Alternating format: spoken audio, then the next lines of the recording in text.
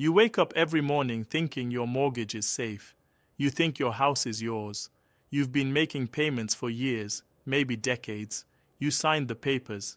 You have the keys. You sleep there every night. But what if I told you that right now, at this very moment, there's a legal loophole so big, so terrifying, that a bank could take your home away without you ever missing a single payment?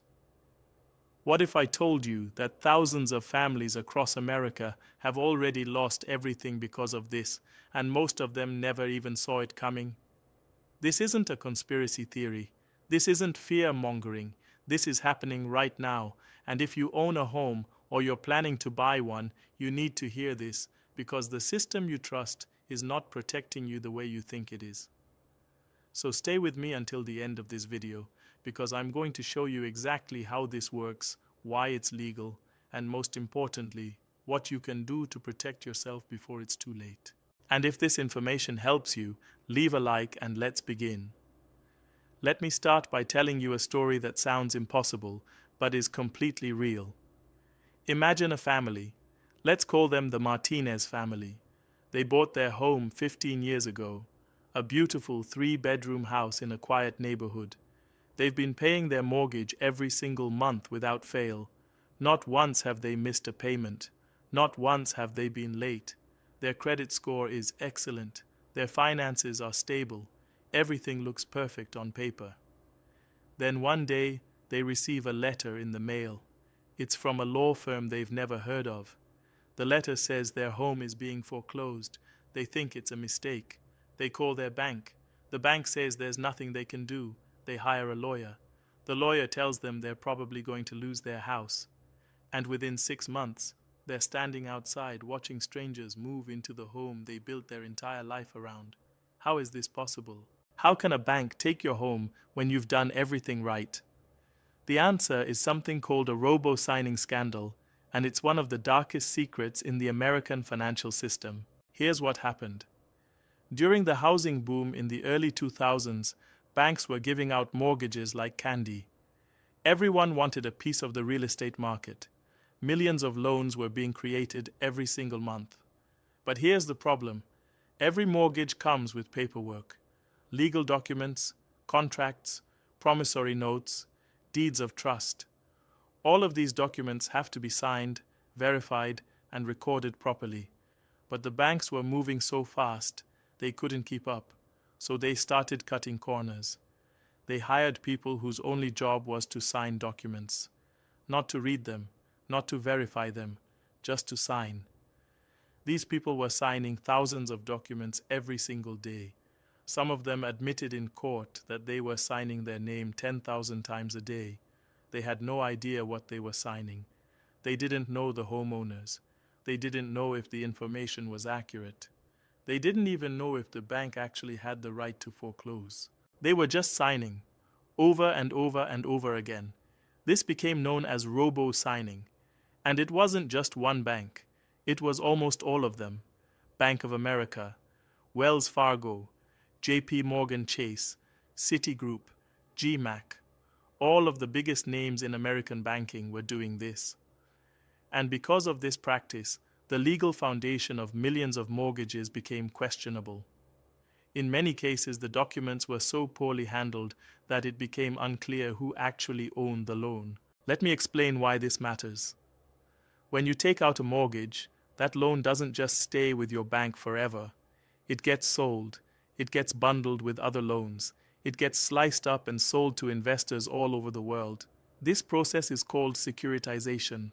And for it to work legally, every transfer of ownership has to be documented correctly. There has to be a clear chain of title showing exactly who owns your loan at every stage.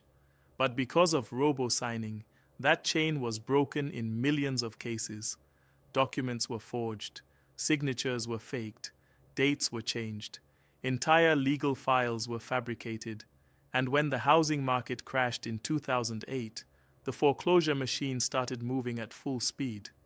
Banks needed to foreclose on millions of homes. But they had a problem. They couldn't prove they owned the loans. They didn't have the proper paperwork. So what did they do? They kept robo-signing. They kept fabricating documents. They kept foreclosing anyway. And because the courts were overwhelmed, and because most homeowners couldn't afford lawyers, the banks got away with it. Families lost their homes even though the bank foreclosing on them might not have had any legal right to do so. Now you might be thinking, surely the government stepped in. Surely there were consequences. Surely this was stopped. And you'd be partially right. In 2012, after years of investigations and lawsuits, the 5 largest mortgage servicers reached a settlement with the government. It was called the National Mortgage Settlement. The banks agreed to pay $25 billion. That sounds like a lot. That sounds like justice. But let me put that number in perspective. $25 billion split between 5 banks. Bank of America alone made over $4 billion in profit that year. And here's the worst part.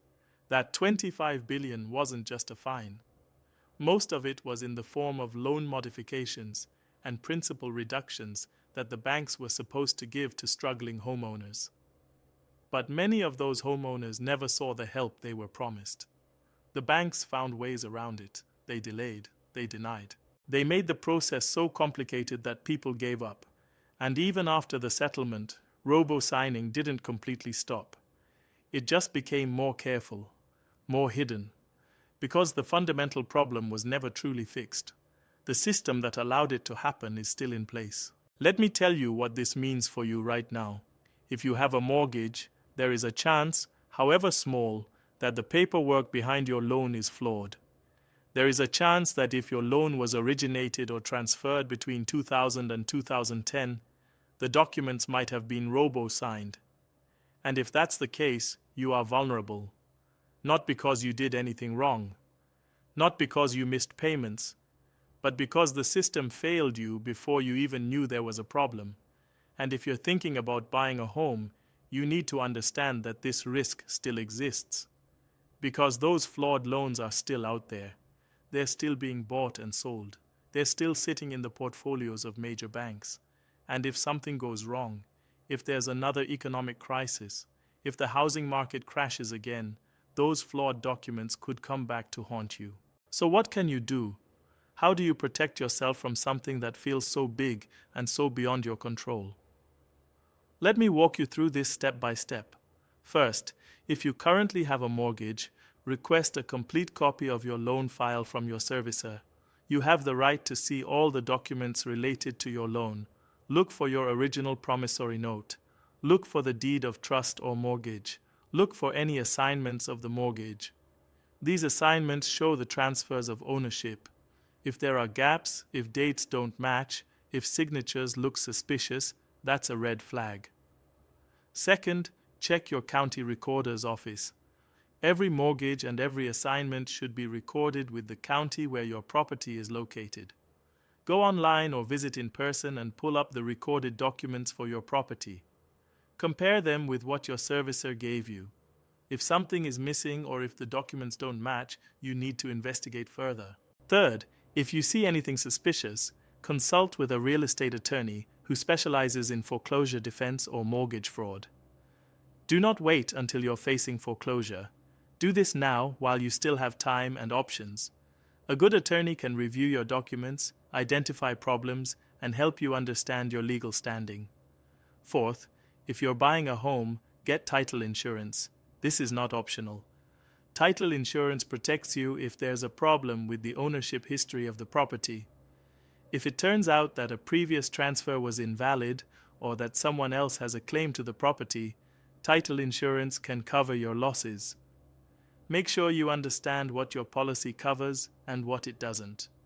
Fifth, ask questions. When you're going through the mortgage process, don't just sign papers because someone tells you to. Read everything. Ask your lender to explain anything you don't understand. Ask who will be servicing your loan. Ask how many times the loan is expected to be sold or transferred. The more you know, the better you can protect yourself. Now let's talk about what happens if you're already in trouble. If you've received a foreclosure notice and you believe your situation might involve robo-signing or fraudulent documents, here's what you need to do immediately. Do not ignore the notice. I know it's terrifying. I know it feels overwhelming. but ignoring it will only make things worse. You have legal rights, but those rights come with deadlines. If you miss those deadlines, you lose your chance to fight. Contact a foreclosure defense attorney as soon as possible. Many attorneys offer free consultations. Explain your situation. Bring all your documents. Be honest about your financial situation and your payment history. The attorney will be able to tell you if you have a valid defense. Request a loan audit. There are companies that specialize in auditing mortgage documents to look for violations of state and federal law. These audits can uncover robo-signing, improper assignments, violations of the Truth in Lending Act, and other issues that could help your case. File a response in court. If a foreclosure lawsuit has been filed against you, you must file a response. In that response, you can challenge the bank's right to foreclose. You can demand that they prove they own the loan. You can point out discrepancies in the paperwork. Many homeowners have successfully delayed or stopped foreclosures simply by forcing the bank to prove its case. Consider a loan modification or settlement. If your financial situation has changed and you're struggling to make payments, you may be able to negotiate a modification that lowers your payment or changes the terms of your loan. Even if the bank's paperwork is flawed, they may be willing to settle rather than go through a long legal battle. Document everything. Keep copies of every letter, every email, every phone call. Write down dates, times, and the names of people you speak with. If the bank or servicer makes a promise, get it in writing. This documentation can be critical if your case goes to court. Look into government programs. There are still some federal and state programs designed to help homeowners avoid foreclosure. Programs like the Home Affordable Modification Program or state-specific foreclosure prevention programs. Even though some of these programs have ended, new ones are created periodically. Check with a HUD-approved housing counselor to see what's available in your area. But here's the bigger picture I need you to understand. This isn't just about individual cases. This is about a system that has proven it values profit over people. A system that allowed millions of families to lose their homes while the executives responsible walked away with bonuses.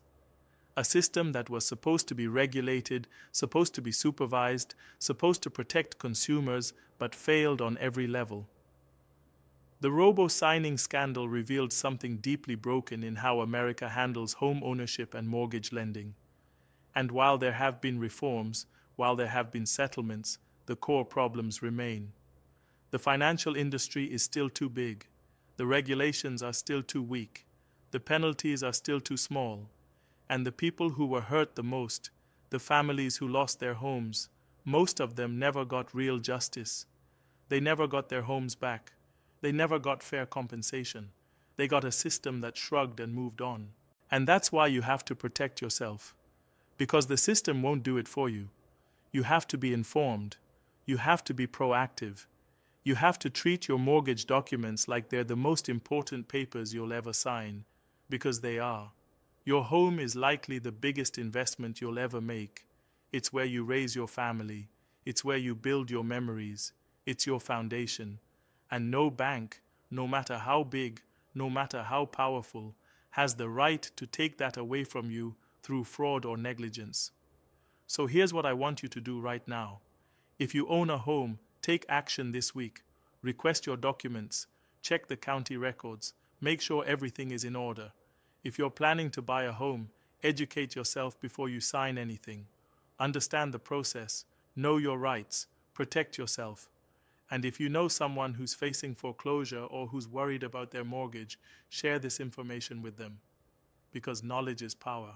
And in a system designed to keep you in the dark, shining a light is the first step toward real change. The banks counted on you not knowing. They counted on you being too busy, too trusting, too overwhelmed to question them. But you're watching this right now, which means you're not willing to be a victim. You're not willing to accept injustice quietly. You're willing to fight for what's yours. And that makes all the difference. The salary trap keeps you dependent. The mortgage trap keeps you vulnerable. But once you see how these systems work, once you understand the game being played, You can start playing by your own rules. You can start building real security. Not the illusion of security that comes from a steady paycheck and a 30-year mortgage, but actual security that comes from knowledge, preparation, and control over your own financial future. I want to leave you with this. Wealth isn't just about how much money you make. It's about how much power you have over your own life. It's about whether you can say no, whether you can walk away, whether you can protect what's yours. And right now, in this moment, you have the power to take control. You have the power to ask questions. You have the power to demand answers. You have the power to fight back. Don't let fear paralyze you. Don't let complexity intimidate you.